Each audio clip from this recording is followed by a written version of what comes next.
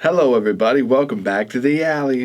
If it's your first time, welcome in. I'm the Fox. Nice to meet you. Here we endeavor to criticize our world by analyzing the given information around us and creating a rant. Then using the rant, we go off on tangents and create madness, learning about it as we go. Growing by laughing at our mistakes and fears. Studying one of life's most entertaining mirrors, popular culture. Analyzing movies and reviews, video games, and TV shows. And then theorizing on how it all relates to how we view our world, and then express it in our works of art. Because that's what our works of art really are, is our view of the world. Think about it. Throughout history, all of our art kind of depicts what that artist is going through in that time. Some of them are more of the blue period. Some of them are more abstract. Some of them are about growth. Some of them are about fear. Some of them are about propaganda. But no matter where you go, art depicts the nation of which it grows. Yes, nation, because nation depicts the nature. And it all kind of correlates back into one big role. So, by discussing characters and theories, we will be genuinely discovering social patterns by nitpicking how we see ourselves and depict it in our media across the board. Hopefully, we will have a good laugh and learn through criticism. And today, our target is that word itself, criticism. Let's start by saying there are many different types of criticism. But we'll go over more of those later. Right now, I kind of want to just focus on the word itself and then the philosophy behind what it means to criticize things and why it's seen in such a negative view, at least in what I've learned of looking at it. Probably some things that you'll notice that you've experienced along the way as well. It generally refers to the analysis and judgment of whatever topic it is you're speaking of. Often, it's art or literary. It's saying, hey, I have thoughts about that thing, which is good. It's fine to have thoughts about things. It's great.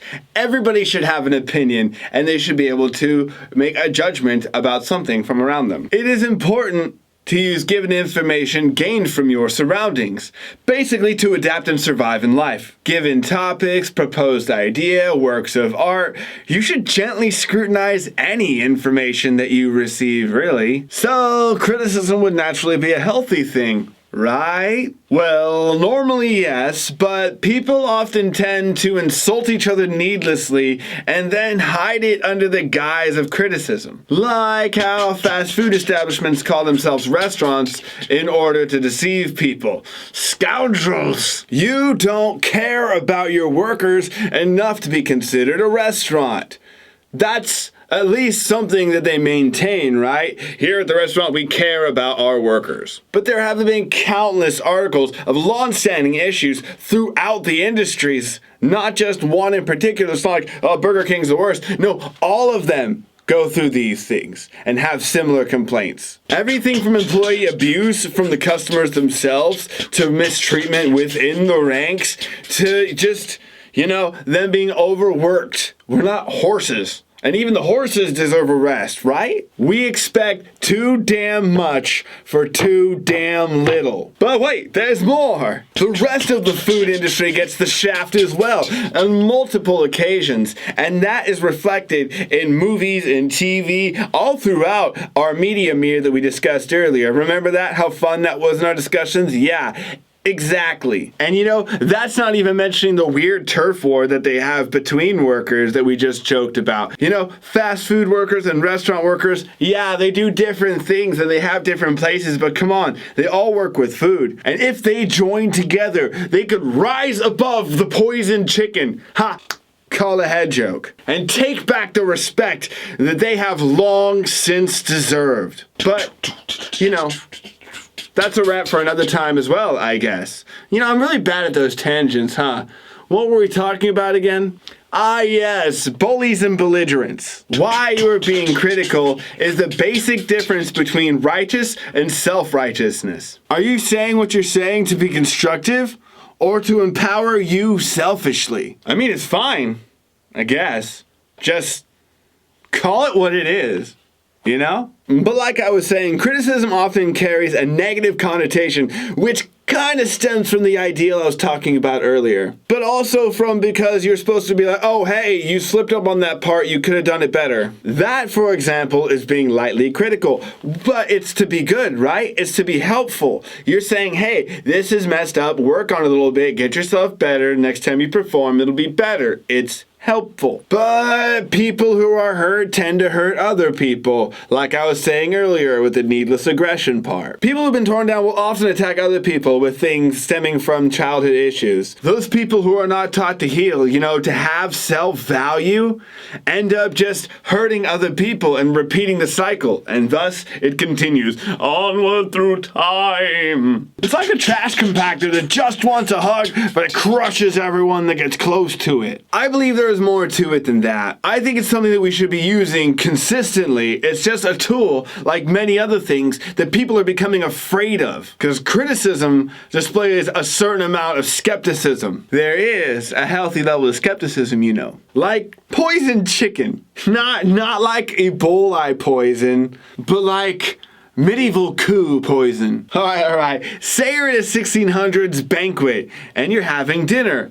Often chicken. Easiest meat to hide, especially with the king's crushing taxation. So the dinner is going well, but something doesn't feel right. So you don't eat a lot. Then people start dropping. Let the bodies hit the floor. Then you feel sick. Just a little bit. You purge your guts up and you feel strangely better, but just still not quite right. Around you, people are drawing weapons. So you drop to the floor and you find a knife. Grabbing the knife, you take one of your fallen neighbors from behind you, shielding yourself from the onslaught of arrows. As you escape the room, you discard them in the hallway. Goodbye, John. You have done very well. Thank you for your service. And then you dash off to make your escape. But whoa, there's one in the hallway, and he sees you. He rushes you on sight, but you step just enough to the side and slip the knife into his ribs. He curses your name as you kick him off your blade, and then you hurry out. You scurry into the night, purging on the way, and you get home just in time to have dinner with your family. You tell your wife and children the meeting went terribly, and you can't go outside to play until the coup is over. But you survived.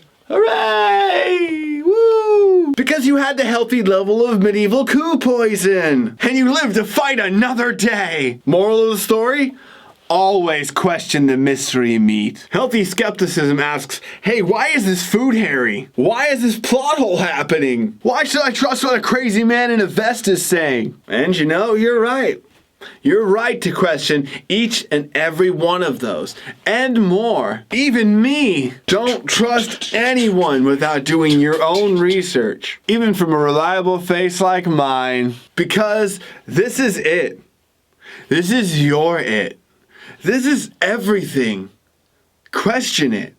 Question everything. At least a little bit. Could be counterproductive if you do it relentlessly without reason. See, what I think people need to work on is their guard, like your defensive stance. You need to be able to take these things that come at you in life, because criticism should be everywhere. You should be hit by things like that. You should be receiving criticism from a lot of people. You know why? Because it shows they're paying attention. If someone took the energy to notice that something was wrong with what you were doing, hey, they were watching you, right? So maybe criticism is more important than we realize, and we've just become so sensitive that we're doing ridiculous things these days, and we're taking offense to nothing, and we're just making an uproar just to hear ourselves scream. But we want a defensive stance, not walls. When you take a hit, yeah, dude, it hurts, but it's real. Let me tell you, I've taken quite a few. I don't always like the things that I hear about myself. But you know what? I use that to construct the future, because everything is useful if you find a use for it. That is how the world works, really. You gotta take a few good hits to really live life, When you live life hiding behind huge gates or walls or moats or whatever, gators even, then nothing real ever gets you. Yeah, you're safe, sure. But what did you do? Did you even live? So, be critical. Take criticism. But be careful with that poison chicken. Critically yours, the Fox.